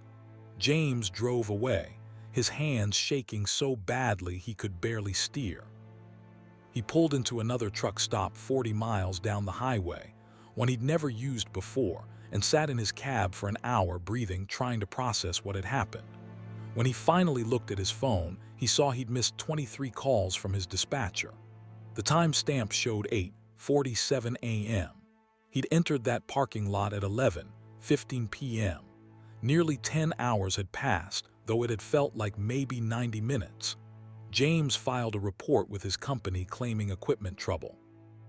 He never told anyone about the endless lot, about the trapped drivers, about the man in the wool cap who'd helped him escape. Who would believe it? But he changed his routes after that, avoiding Gary, Indiana entirely. And he became obsessive about where he parked, researching every truck stop, checking online reviews, looking for any hint that other drivers had experienced something similar. He found stories. Scattered across trucker forums and Reddit threads, buried in the comments, were other accounts. Drivers who'd pulled into truck stops and spent hours trying to find the exit. Lots that seemed to expand when you tried to navigate them. Trucks parked with their engines running, drivers visible in the windows but never responding to knocks or calls. The locations varied. A truck stop in Nevada, one in Tennessee, another in Oregon. Different places, but the same experience. The same endless rows. The same trapped drivers. The same geometric impossibility. James saved all these stories, printed them out, kept them in a folder. He told himself it was for documentation, for evidence. But really it was for reassurance. Proof that he wasn't crazy, that it had really happened, that the lot was real. And late at night, when he's parked safely at familiar truck stops with friends nearby, James sometimes thinks about the man in the wool cap, still walking between those endless rows. Still moving to avoid fading into the lot's collection of shadows. Still waiting for an escape that may never come. James had found the trick, had driven backward to freedom. But he'd been lucky, or clever, or just desperate enough to try something unconventional. How many others weren't so lucky? How many drivers were still there, parked in the impossible lot, their trucks running forever, burning fuel that never depletes, waiting in a night that never ends for a dawn that will never break over the horizon of the endless parking lot where trucks go to die, and drivers fade slowly into the geometry of a trap that looks like refuge but holds like a grave. Story 8. The Road That Looped Back. Carl Hendricks had been a dedicated long-haul driver for 16 years, specializing in pharmaceutical deliveries that required precise timing and careful temperature control. On the night of December 1st, 2016, While driving through rural Pennsylvania on Route 6, Carl discovered a section of highway that didn't obey normal geography. For 7 hours, he would drive the same 15-mile stretch of road over and over, trapped in a loop that defied explanation, surrounded by landscapes that changed subtly with each repetition, moving closer to something he desperately hoped would remain beyond his reach. The night was foggy, thick banks of mist reducing visibility to maybe 200 feet. Carl was hauling a load of temperature-sensitive medications from Pittsburgh to Scranton, running slightly behind schedule but nothing he couldn't make up. His GPS showed him on Route 6, a road he'd traveled hundreds of times. The clock read 10:37 p.m. Carl passed a distinctive landmark, an old red barn with a partially collapsed roof and faded male pouch tobacco advertisement painted on its side. He'd passed this barn countless times over the years.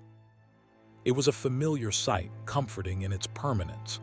10 minutes later, he passed the same barn again. Carl frowned. That wasn't possible. The barn was 15 miles back. He couldn't have looped around somehow without realizing it. He checked his GPS. It showed him moving forward on Route 6, progressing normally towards Scranton. But his eyes told a different story. 5 minutes later, the barn appeared again in his headlights. Same barn, same collapsed section of roof, same faded advertisement. Carl's stomach tightened. He looked for other landmarks, a small white church with a crooked steeple, a farmhouse with Christmas lights already up, a creek running parallel to the road with a green bridge crossing it.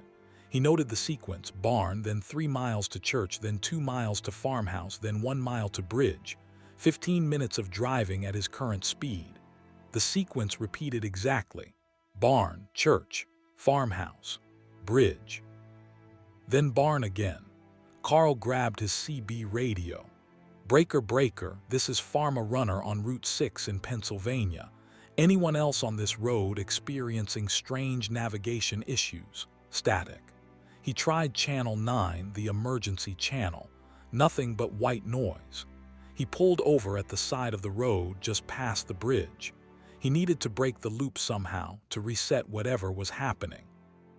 He shut off his engine, sat in complete silence for 2 full minutes, then restarted and continued driving. Barn, church, farmhouse, bridge, the same sequence unchanging. Carl checked his odometer. It was advancing normally, showing miles accumulating. But those miles weren't taking him anywhere new. He was covering distance without making progress, like a treadmill for trucks. Then he noticed the changes. The first time through, the barn had been about 50 yards from the road. The second time, maybe 40 yards. The third time, 30 yards. Each repetition brought the barn closer to the highway. The same was true for the other landmarks. The church, originally set back from the road atop a small hill, was gradually descending, moving nearer. The farmhouse was migrating toward him. Even the bridge, which should have been stationary, seemed to be narrowing the creek it spanned. Carl accelerated, pushing his truck to 70 miles per hour, hoping speed might break the pattern. The sequence passed faster, but it still repeated. Barn, church, farmhouse, bridge. Barn, church, farmhouse, bridge. Each cycle taking less time, the landmarks scrolling by like scenery in a looped video game. And still, with each repetition, everything moved closer. By the 10th cycle, the barn was only 10 feet from the road's edge. Carl could see details he'd never noticed before. The individual boards of rotting wood, the rusted nails, the specific pattern of the tobacco advertisements fading. Too much detail. He shouldn't be able to see this much from a moving truck. The 11th cycle brought something new. People. Standing in front of the barn, barely visible in the fog, were figures. Maybe 5 or 6 of them, human-shaped but indistinct, as if they were made of the same mist that surrounded everything. They stood motionless, facing the road, facing him. By the 12th cycle, the figures had moved closer to the road, and there were more of them, a dozen now. Carl could see they were wearing old-fashioned clothing, styles from perhaps a century ago. Farm clothes, work clothes. Their faces were still obscured by fog, but he could sense them watching him pass. The 13th cycle, 20 figures. The 14th, 40. They multiplied with each repetition, crowding the roadside, packed shoulder to shoulder. The barn was now right at the road's edge, so close Carl could have touched it from his window. The figures stood in front of it, around it, between it and the road, a solid mass of watching, waiting shapes. Carl was breathing in short, panicked gasps. His hands were white-knuckled on the steering wheel. He tried turning around, attempting a U-turn on the highway, but the road wouldn't allow it. His truck simply wouldn't complete the turn, the steering wheel fighting him, forcing him back into the forward direction. The 15th cycle brought the figures onto the road itself. Not blocking it, but standing at the very edge, lining both sides of the highway like spectators at a parade. Hundreds of them now. Carl drove between two walls of silent, fog-shrouded watchers. As he passed the church, the figures were there too, at the farmhouse, along the creek, everywhere, all watching, all silent, all waiting for something. The 16th cycle, the figures began reaching out, not stepping into the road, but extending their arms toward his truck as he passed, hands emerging from the fog. Dozens of hands, hundreds of hands, all grasping, reaching, trying to touch his truck without quite succeeding. Carl was crying now, terrified beyond reason, his mind fracturing under the impossibility of his situation. He screamed into the CB radio, knowing no one could hear but unable to stop himself. "Help me! Someone help me! I'm trapped on Route 6. The road keeps looping. There are things outside trying to get in." The 17th cycle. Fingers began brushing against his trailer, creating a sound like rain, like fingernails on metal. Tap, tap, tap, hundreds of light touches against the sides of his truck. The refrigeration unit was still running, keeping his pharmaceutical cargo at the required temperature, but the sound of it was drowned out by the tapping, the reaching, the desperate grasping of hundreds of fog-formed hands. Then Carl understood. These weren't monsters or ghosts. They were trying to tell him something, trying to show him something. The barn, the church, the farmhouse, the bridge, these weren't just landmarks. They were graves. Route 6 had a history. Carl knew this from conversations with other drivers over the years. This section of highway had been built in the 1920s, cutting through farmland and forcing relocations. Before the highway, there had been a town here, a small community that had been erased to make way for the road. The barn, the church, the farmhouse, these were the only remnants left standing like tombstones marking where a town used to be. The figures weren't attacking. They were trapped, just like him, caught in an endless loop, repeating their last moments before their world was paved over and forgot. On the 18th cycle, Carl stopped fighting. He slowed his truck to a crawl, driving at barely 20 miles per hour through the corridor of reaching hands. He looked at the figures, really looked at them. And in their fog-obscured faces, he saw not malice but desperation. They wanted acknowledgement, they wanted to be remembered, they wanted someone to know they'd existed. "I see you," Carl said aloud. "I see you, you were here, you mattered, I won't forget." The tapping on his trailer slowed. The reaching hands began to withdraw, the fog started to thin. "You had homes here," Carl continued, his voice steadying. "You had lives. This was your place before it was a highway. I'm sorry it was taken from you. I'm sorry you were forgotten." The 19th cycle began, but something was different. The landmarks were receding, moving back to their proper distances from the road. The church retreated to its hilltop.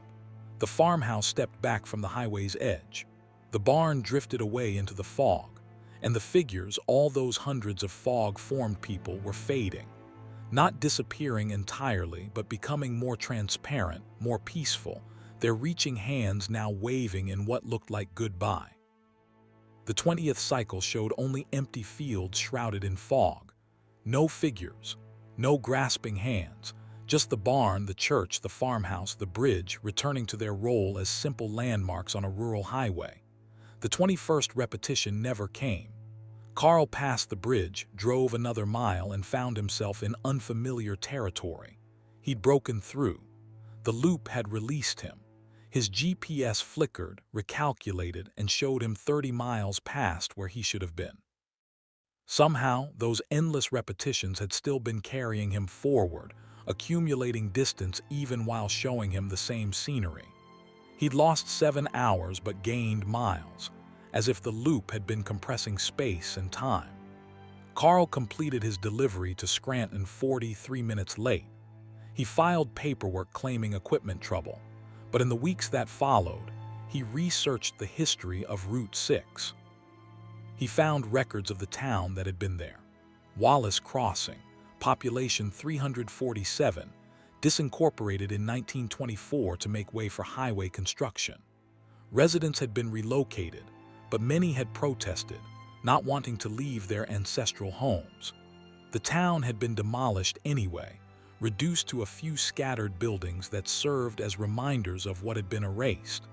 Carl wrote an article about Wallace Crossing for a local historical society newsletter. He included old photographs he'd found in archives, told the stories of families who'd lived there. It was a small thing, hardly adequate compensation for a lost town, but it was acknowledgement, it was remembering. He never drove Route 6 at night again, but he heard stories from other drivers. Occasionally, someone would report strange experiences on that stretch of road, repeating landmarks, figures in the fog, a sense of being watched by the past, always on foggy December nights. Always between the barn and the bridge, always in the space where Wallace Crossing used to be. Carl keeps a photograph of the old town on his dashboard now. A faded image from 1920 showing the main street, the church, the school, families standing in front of their homes.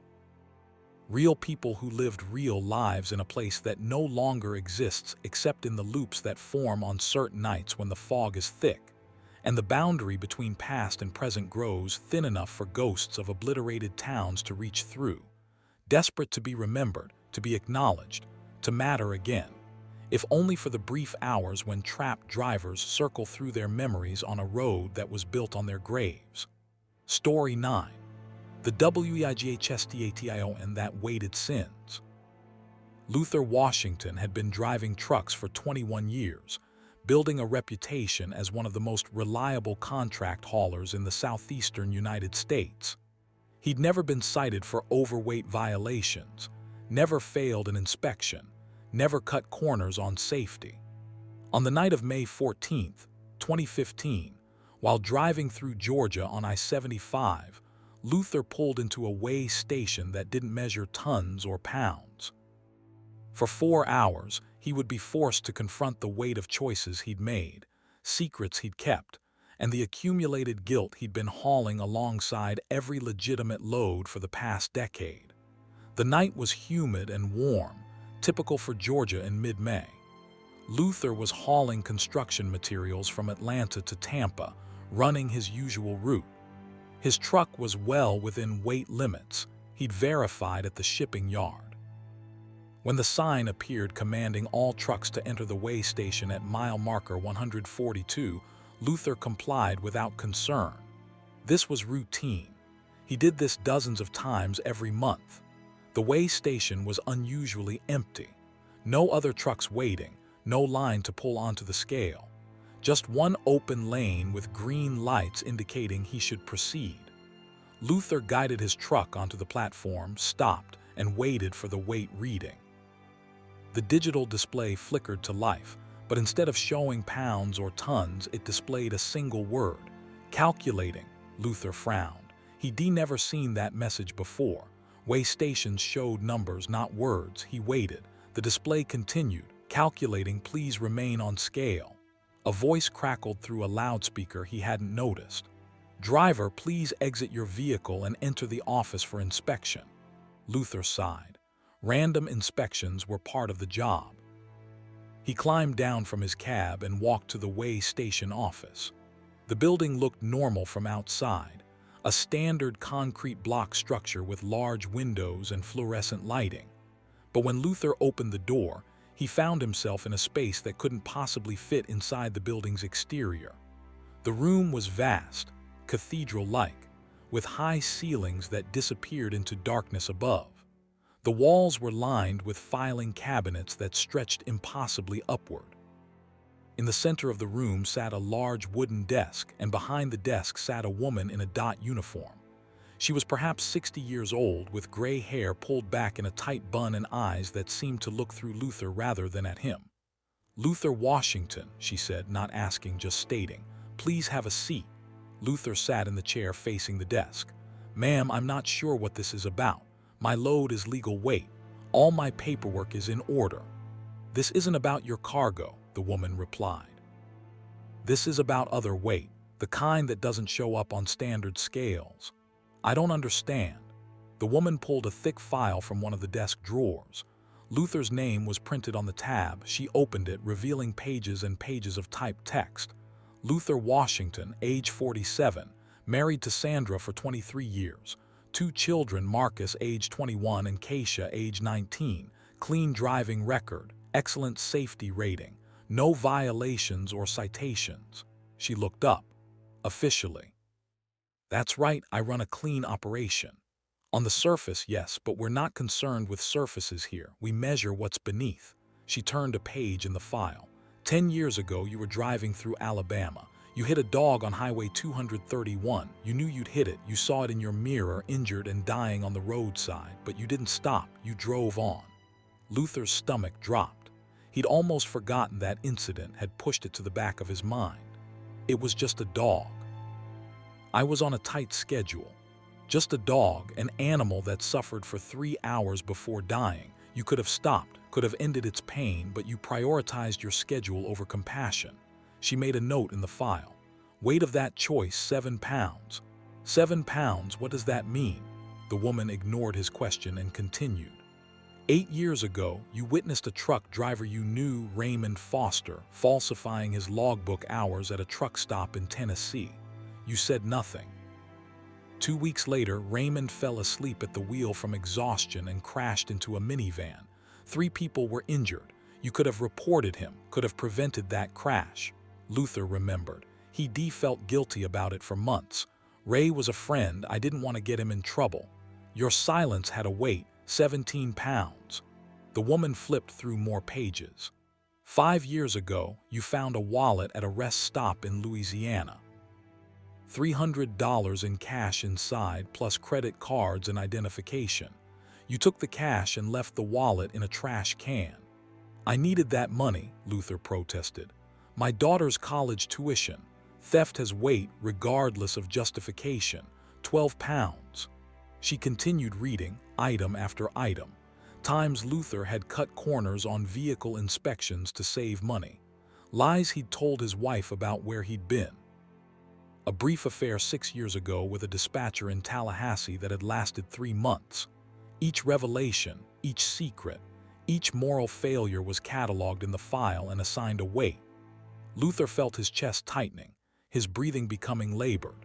He'd convinced himself these things didn't matter, that everyone made compromises, that survival in a hard industry required hard choices.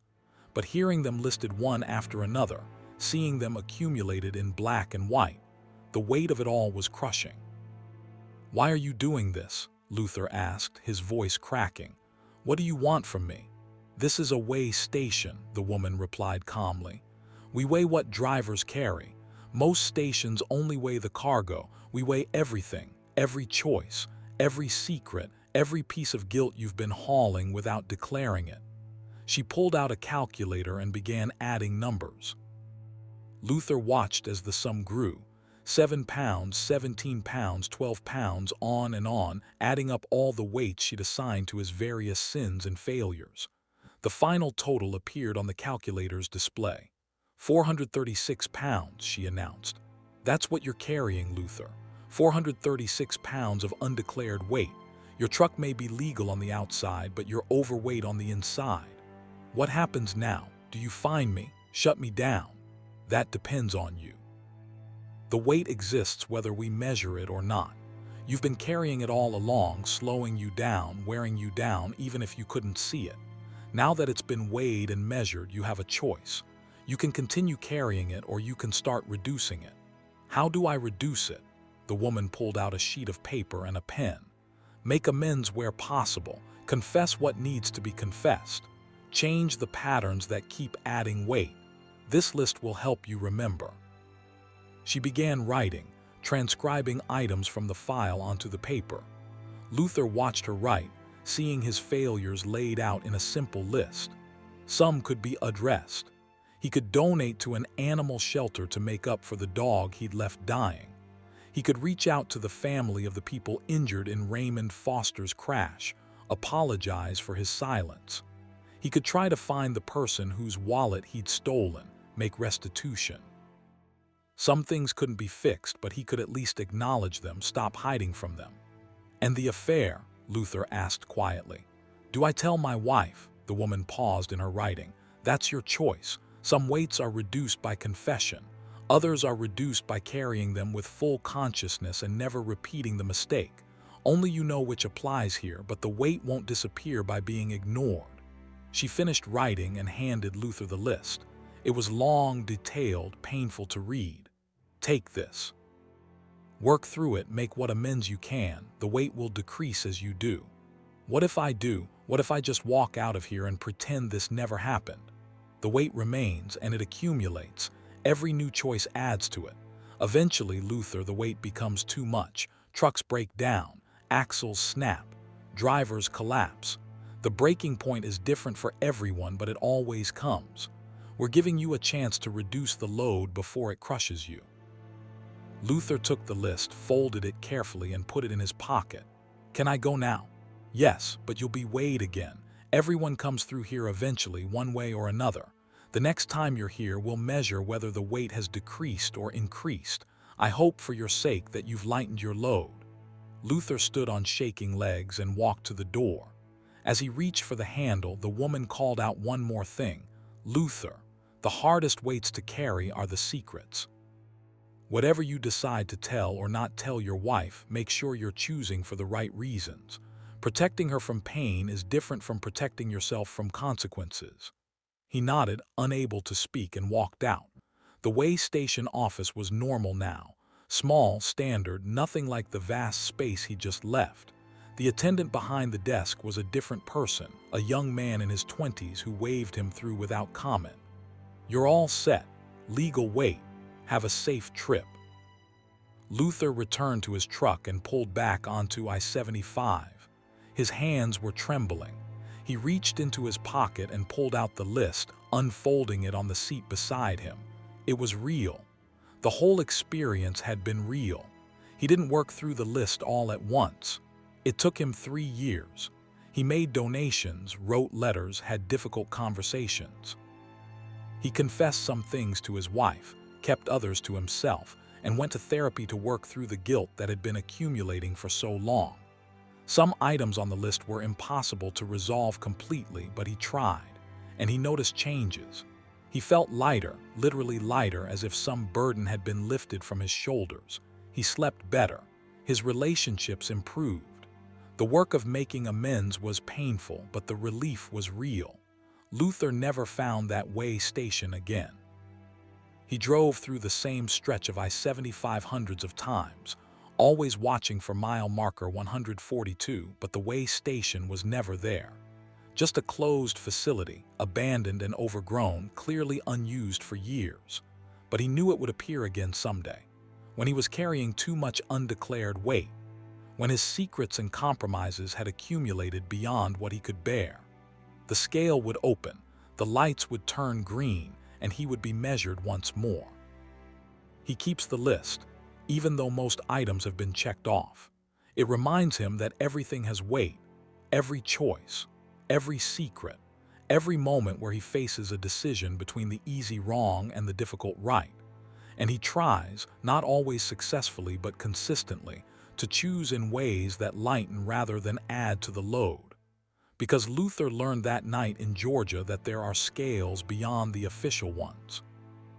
There are weigh stations that measure what we carry in our conscience, our guilt, our hidden failures.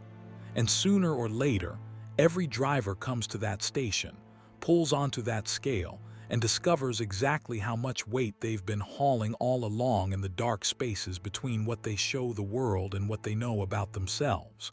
Story 10. The fog that showed futures. Raymond Ray Chen had been a dedicated truck driver for 13 years, running primarily overnight routes through the Pacific Northwest. On the night of August 23, 2021, while driving through Oregon on Highway 26, Ray entered a bank of fog that didn't just obscure the road ahead, it revealed it. For 9 hours, he would drive through mist that showed him possible futures, alternative timelines, and the consequences of choices he hadn't yet made. What he saw in that fog would change every decision he made for the rest of his life. The night started normally. Ray was hauling electronics from Portland to Boise, a route he'd driven countless times. The weather forecast had mentioned possible fog in the mountain passes, nothing unusual for late August.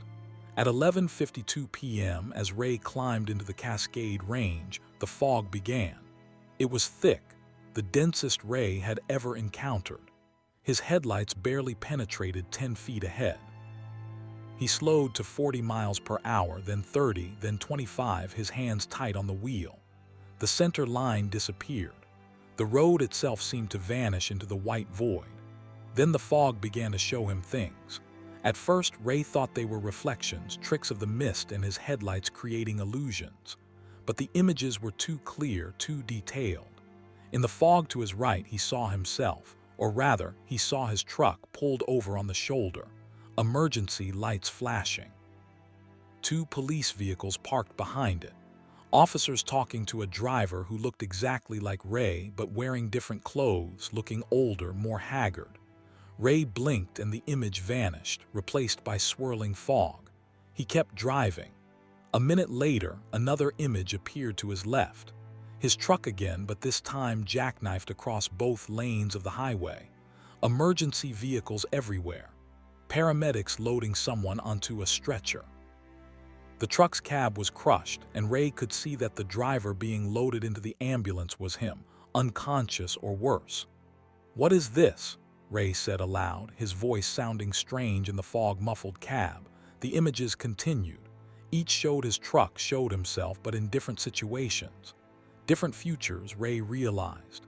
Different outcomes depending on choices he hadn't made yet. One image showed him at a delivery dock, shaking hands with a supervisor. The time stamp on a visible clock showed 6:15 a.m. Ray was smiling. Another image showed him at a hospital bedside, holding the hand of someone Ray recognized as his father. His father looked old, sick, dying. The image shifted to show a funeral, then to show Ray alone in his truck, crying.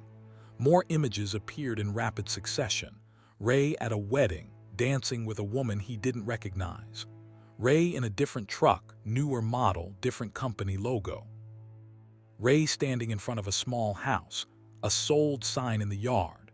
Ray in a hospital bed himself, tubes and monitors surrounding him. Ray gray-haired and old, sitting on a porch somewhere warm and sunny at peace. The fog was showing him possibilities. Branches of potential futures all stemming from this moment, this night, this drive through the mountains. Then one image froze, becoming more solid than the others. Ray's truck, less than a mile ahead, approaching a sharp curve. In the image, Ray was distracted, looking at his phone, checking a text message from his girlfriend. He didn't see the curve tightening. His truck drifted slightly right. The shoulder gave way. The truck rolled, sliding down the mountainside, crashing through trees. The image showed the aftermath. Wreckage scattered down the slope, cargo spilled everywhere, and Ray's body still in the driver's seat, neck broken from the impact. Ray's breath caught. His phone was in the mount on his dashboard. Even as he watched the image in the fog, his phone buzzed with an incoming text. From Jennifer, his girlfriend. The urge to check it was strong, habitual. He always checked his messages, but the fog had shown him what happened if he did. Ray kept his eyes on the road, ignoring the phone. The frozen image in the fog dissipated, replaced by a different scene. His truck navigating the curve safely, continuing down the highway, eventually pulling into a rest stop where Ray checked his messages, safely parked. "The fog is warning me," Ray whispered, "showing me consequences." More choices appeared in the fog. An image showed a truck stop ahead, the familiar sign for the 24-hour restaurant where Ray usually stopped for coffee on this route. In the vision, Ray was sitting at the counter, talking to another driver. That driver was telling Ray about a job opportunity, a better company, better pay, better routes. Ray saw himself taking that opportunity, saw himself prospering. Another image showed him skipping the truck stop, driving straight through, arriving at his delivery point early, impressing the client, receiving more contracts from that client, building a business relationship that led to Ray eventually starting his own freight company. The possibilities branched and Ray branched, each choice creating new futures. Stop for coffee or drive through. Text Jennifer back now or wait. Take the new job or stay with his current company. Each decision point split the timeline, creating different versions of Ray's future. Some futures showed success and happiness. Others showed failure, loneliness, regret. Ray saw himself divorced in one timeline, happily married with children in another.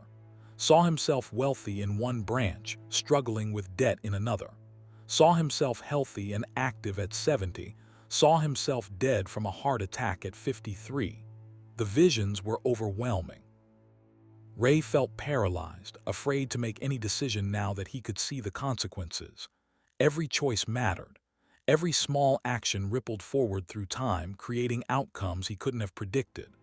Then the fog showed him something different. Not a future, but a truth. An image of Ray himself, sitting frozen in his truck, unable to drive, unable to decide, paralyzed by the weight of infinite possibilities. The vision showed him staying in the fog forever, trapped by his own fear of choosing wrong. A voice came through his CB radio, though the radio was off. "You can't see every outcome," the voice said. It sounded like Ray's own voice, but older, wiser. "You're not meant to. The fog is a gift, but also a curse. Use it to avoid the disasters, but don't let it stop you from living." Ray understood. The fog wasn't showing him these futures to control him, but to inform him. To help him avoid the obvious mistakes, the distracted driving, the reckless choices, while accepting that he couldn't predict or control everything. He made a decision. He would heed the warnings about immediate dangers but wouldn't obsess over the longer-term branches. He would drive carefully through this fog, avoid the crashes and disasters it revealed, but still make choices based on his own judgment and values rather than just chasing the best future the fog could show. The vision slowed as Ray accepted this understanding. The fog still showed him possibilities, but less frantically. He saw the sharp curve approaching and navigated it carefully. He saw the truck stop and decided to stop, not because the fog showed him a better future there, but because he wanted coffee, and because the conversation he'd seen with the other driver seemed worth having. At the truck stop, the conversation played out almost exactly as the fog had shown. A driver named Marcus told Ray about openings at his company. Ray took Marcus's card, thanked him, but didn't commit. He would think about it, do research, make the decision based on more than just a glimpse in the fog. He texted Jennifer back from the parking lot, safely stopped. She was asking about plans for next week. Ray realized how close he'd come to checking that message while driving, how easily he could have died for the sake of immediate communication. When Ray returned to the highway, the fog was beginning to lift. As it cleared, the visions faded. By the time he descended from the mountains into the high desert of eastern Oregon, the night was clear and the fog was gone. Ray's clock showed 8:47 a.m. 9 hours had passed, though it had felt like maybe 3. Ray completed his delivery to Boise, and over the following weeks, he noticed changes in how he made decisions. He was more careful, more thoughtful. He recognized decision points where his choices would have significant consequences. He avoided obvious mistakes, like distracted driving or cutting corners on safety. But he also accepted uncertainty, understanding that he couldn't and shouldn't try to optimize every choice for some perfect outcome. He did eventually call Marcus about the job opportunity. It led to better routes, better pay, and eventually to Ray starting his own small freight company. But Ray never knew if that was the right choice from the fog's infinite possibilities. It was just his choice, made with the best information he had and values he held. Ray never drove through that particular fog again, never saw another vision of future possibilities. But the experience changed him fundamentally. He approached life's crossroads with more awareness, more caution, and more consciousness of consequences. And sometimes, late at night when he faces a difficult decision, Ray closes his eyes and tries to see the fog again, tries to glimpse the futures that might unfold from different choices.